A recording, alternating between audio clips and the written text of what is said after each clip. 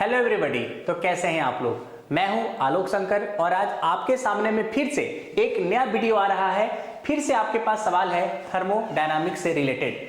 आप स्क्रीन पे एक सवाल देख रहे होंगे, आपको एक पीवी डायग्राम दिया गया है, प्रेशर और वॉल्यूम डायग्राम दिया गया है और एक स्ट्रेट लाइन प्रोसेस के थ्रू दिखाया गया है। 1 to 2 एक प्रोसेस हो रहा है।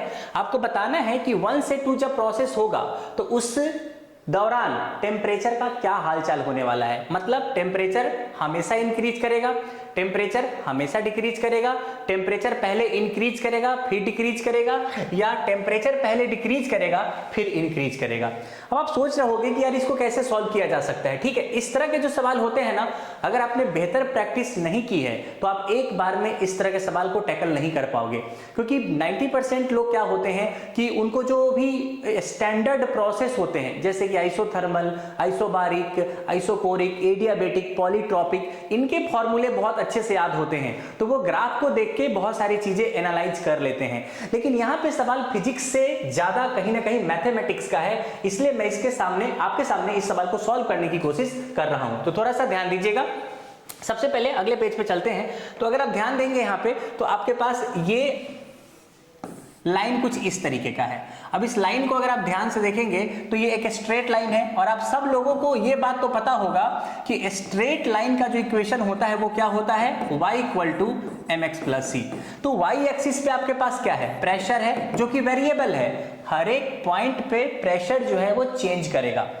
m मतलब क्या है, स्लोप। m मतलब क्या है, स्लोप। अब स्लोप के बारे में देखेंगे ना तो आपको पहले से पता है कि अगर आप इसको x एक्सिस पे प्रोजेक्ट करेंगे तो इसका जो स्लोप होने वाला है वो ऑब्ट्यूस एंगल है। मतलब क्या ये 90 डिग्री से ज्यादा बड़ा एंगल है। इसका मतलब कि इसका जो आपके पास स्लोप होने वाला है वो निगेटिव होने वाला है। आप सबको पता होगा कि अगर थीटा 90 से बड़ा होता है तो स्लोप जो है वो क्या हो जाएगा, आपके पास निगेटिव हो जाएगा। तो मान लीजिए कि स्लोप को मैंने यहां पे डिनोट कर दिया है a से। किससे डिनोट कर दिया है, a से। तो क्या यहां पे -a लिख सकते हैं क्या, क्योंकि स्लोप हमारा निगेटिव है और x के एक्सिस पे आपके पास वॉल्यूम दिया गया है जो वेरिएबल है। और अब c के बारे में बात करते हैं। c क्या है, इंटरसेप्ट। कि कोई भी स्ट्रेट लाइन y एक्सिस पे कहां पे कट कर रहा है ना, वही बताता है उसका intercept, whether it is a positive intercept और whether it is a negative intercept. अब आप देखो यहां पे थोड़ा सा कि आपको नहीं लगता कि अगर इस लाइन को आगे बढ़ाया जाए तो यहां पे कहीं पे कटेगा ये। इसका मतलब कि इसका जो y इंटरसेप्ट है वो पॉजिटिव होने वाला है। मान लीजिए कि मैंने y इंटरसेप्ट को क्या मान लिया है, b मान लिया है। तो इंटरसेप्ट यहां पे क्या होने वाला है, b होने वाला है और ये पॉजिटिव होने वाला है। अब मेरे पास एक इक्वेशन आ गया है P = -ab + b। अभी हो सकता है कि आप 11th में हो तो आपको ये समझ में नहीं आया होगा, लेकिन ये बहुत ही आसान है। ठीक है, अगर आपको ये नहीं आता है तो आपको सीखने की जरूरत है, क्योंकि एक ही लाइन में इसको आपको लिखना पड़ेगा, काफी क्विकली लिखना पड़ेगा। अब सवाल है कि सर मेरे को तो ना प्रेशर चाहिए ना मेरे को वॉल्यूम चाहिए, मेरे को तो टेम्परेचर चाहिए, और टेम्परेचर आप कैसे निकालोगे मुझे बताइए। तो ये बहुत सिंपल है, जब तक कि मुझे टेम्परेचर दिखेगा नहीं तब तक we are not able to calculate the temperature, और हम कुछ भी कमेंट नहीं कर सकते हैं टेम्परेचर के बढ़ने के बारे में या टेम्परेचर के घटने के बारे में। तो आप मुझे बताइए कि क्या हम आइडियल गैस से डील कर रहे हैं, तो क्या PV = nRT आप लिख सकते हैं क्या, क्योंकि जितनी भी चीजें हो रही है सारी आइडियल गैस के बारे में हो रही है। ठीक है, अब मुझे बताइए कि यहाँ पे अगर टेम्परेचर के बारे में बात करेंगे तो क्या PV/nR हो जाएगा क्या, बिल्कुल PV/ क्या हो जाएगा, nR हो जाएगा। तो आप यहाँ पे 1/nR को रहने दीजिए क्योंकि ये कांस्टेंट है, और प्रेशर की जगह पे आपने क्या कर दिया, AB + b। सॉरी यहाँ पे -ab है तो यहाँ पे आपने लिख दिया -ab + b, और यहाँ पे वॉल्यूम आपके पास पहले से है तो आपने यहाँ पे वॉल्यूम से इसको मल्टीप्लाई कर दिया। आपको ऐसा नहीं लगता कि जो टेम्परेचर का इक्वेशन आया है 1/nR, और इसको अगर आप मल्टीप्लाई करेंगे तो -ab² + क्या हो जाएगा, bb हो जाएगा। देखिए इसमें कहीं भी हमने फिजिक्स का ज्यादा इस्तेमाल नहीं किया है। फिजिक्स सिर्फ एक ही लाइन है, PV = nRT, बाकी सब कुछ मैथ्स है। इसलिए कहा जाता है कि maths is the supporting partner for physics. अगर आपके पास मैथ्स का अच्छा कमांड नहीं है ना तो एक पल पे आके ना आपको फिजिक्स जरूर से जरूर क्या करेगा, मजा दिला देगा कि क्या हो रहा है।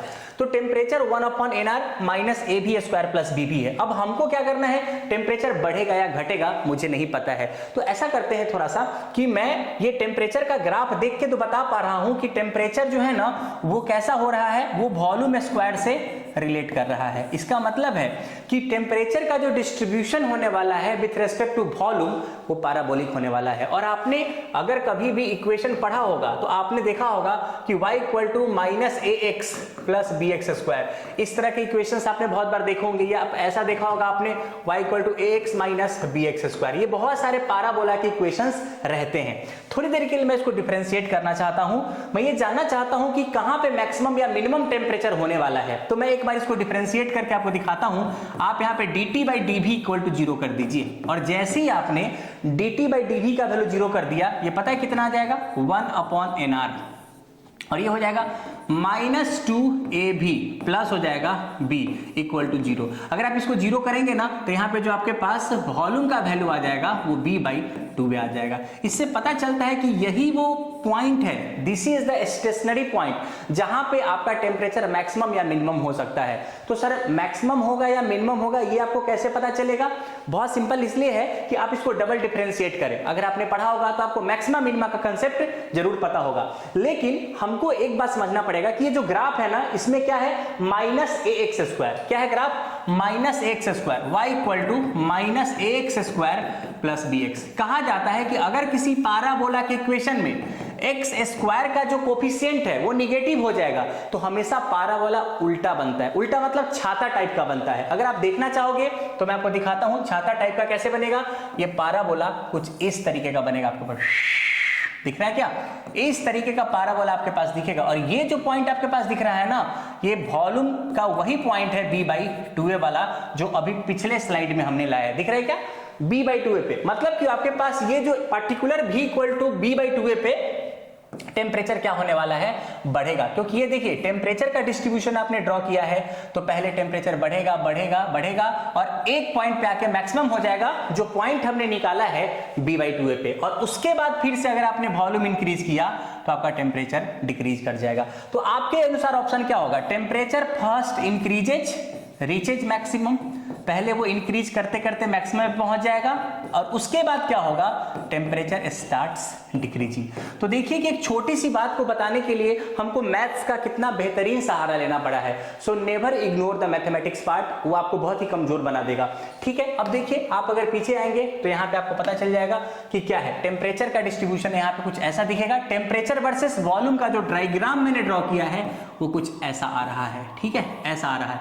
इससे पता चलता है कि टेम्परेचर पहले बढ़ेगा फिर आपके पास घटेगा, इसलिए आंसर क्या हो जाएगा, C, temperature first increases and then decreases. Hope आपको ये बातें समझ में आ गई होगी।